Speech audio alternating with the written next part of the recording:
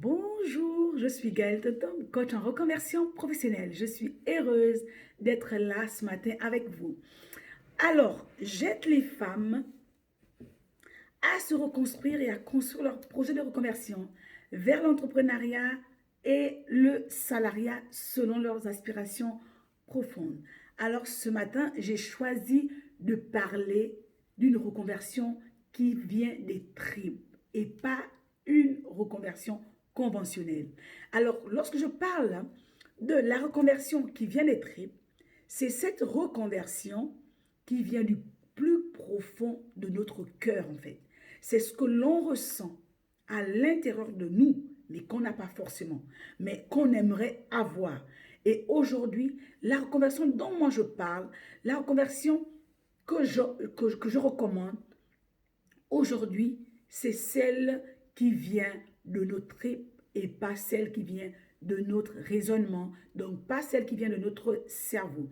Aujourd'hui, c'est important d'écouter notre corps nous parler. C'est important d'écouter nos émotions parce que nos émotions nous traduisent exactement quel est notre besoin. Et pour la plupart des personnes, on ne prend pas le temps de nous écouter pour savoir quels sont les messages qui sont émis par ce que je ressens, parce que je fais un boulot que je n'aime pas, parce que je suis fatiguée de me lever chaque matin et ne pas pouvoir exprimer mon plein potentiel. Je suis fatiguée de faire des tâches routinières. Je suis démotivée. Alors, il y a un stress et une démotivation qui s'installent. Mais si vous prenez le temps de vous écouter, d'écouter chaque matin lorsque vous vous réveillez, si vous avez la boule au ventre un lundi matin pour aller à votre poste, sachez en fait que ce travail ne vous convient pas. Et c'est important de se poser de bonnes questions, pouvoir savoir en fait pourquoi je ressens ce que je ressens.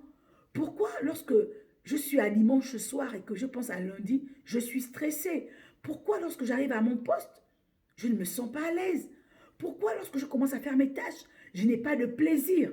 C'est important de se poser cette question parce que c'est à partir de là qu'on commence à comprendre ou du moins à prendre conscience qu'il y a quelque chose qui ne va pas. Certainement, tu n'es pas aligné avec ce que tu fais et c'est important que tu penses reconversion, non plus de façon raisonnable ou raisonnée, non plus de façon conventionnelle, mais plutôt une reconversion professionnelle alignée à ta personnalité. Et c'est de celle-là dont je vais parler ce matin. Alors, souvent on dit que nos émotions savent bien mieux que notre raison ce qui est bon pour nous. Oui, c'est important. Nos émotions savent bien mieux que notre raison ce qui est bon pour nous. Si on le sait que nos émotions savent bien mieux ce qui est bon pour nous, alors c'est important de se poser sur ce que l'on ressent, sur ces émotions. Parce que les émotions traduisent tellement, tellement de choses. Et alors, j'aimerais vous dire qu'aujourd'hui, il n'est plus question de subir un métier.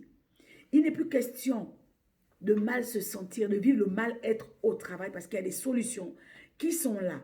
Nous n'avons pas eu cette opportunité, peut-être, d'avoir aujourd'hui des personnes qui en parlent. Parce que moi, j'ai été comptable pendant plusieurs années. Je n'aimais pas ce que je faisais. Je tournais en rond, mais je n'osais pas aller chercher autre chose parce que c'est ce que j'avais appris à l'école. J'étais là depuis et je me disais, qu'est-ce que je peux bien faire d'autre? Jusqu'à ce que finalement, j'ai le déclic. Alors, nous allons parler de la reconversion professionnelle alignée aux hyperactifs. Qui sont les hyperactifs? Les hyperactifs, ce sont ces personnes qui ont du mal à rester concentrées pendant longtemps sur des mêmes tâches. Des personnes qui trouvent du mal à faire que la même chose et qui finalement s'ennuient. Ce sont des personnes hyperactives. Et pour chaque type de personnalité, il y a un métier qui correspond. Mais sauf que nos sociétés d'aujourd'hui, nos écoles occidentales ne nous orientent pas par rapport à cela. On n'a pas le temps de faire une étude sur la personnalité pour orienter nos étudiants ou du moins nos élèves. On nous oriente par rapport à nos appétences et c'est tout. Mais c'est quelque chose qui aujourd'hui doit pouvoir disparaître, sinon pour laisser la place à des métiers liés au type de personnalité. Alors, les hyperactifs, quel type de métier pour les hyperactifs? Les hyperactifs sont des personnes qui ont besoin de faire des métiers créatifs. Oui, elles ont besoin de se connecter à la créativité parce qu'elles expriment leur plein potentiel lorsqu'elles pensent, lorsqu'elles sont disposées à ne pas être focus seulement sur une seule chose. Donc, c'est le cas des informaticiens, c'est le cas des politiciens, c'est des personnes qui aiment créer, qui aiment faire plusieurs choses, qui aiment être au contact des gens et ne pas être comme embrigadés, ne pas être comme étouffés, parce qu'en fait, en étant dans ce cadre, elles n'expriment pas leur plein potentiel. Il y a également pour les hyperactifs des métiers de secours, des métiers d'urgence, comme les sapeurs-pompiers, comme les infirmiers, comme euh, des militaires, voilà. Des métiers à risque en fait. Des métiers à risque parce que c'est des métiers où ces personnes sont en interaction. Donc les hyperactifs également peuvent être bien à l'aise dans les métiers de secours, dans les métiers d'urgence. Les hyperactifs peuvent également bien, comment je peux dire ça, bien se comporter, sinon être à l'aise avec des métiers indépendants. C'est mon cas par exemple.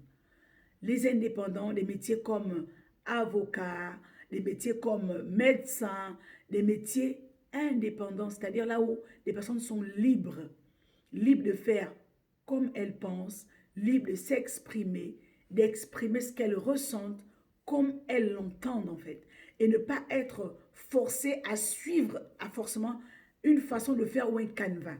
Donc des métiers conventionnels comme être fonctionnaire, comme être comptable, ira difficilement aux hyperactifs. Et vous allez remarquer que les hyperactifs sont des personnes qui souvent changent de métier après 2 ans, changent de poste après 2 ans, changent même d'entreprise après 2 ans. Donc, elles sont toujours en quête en fait.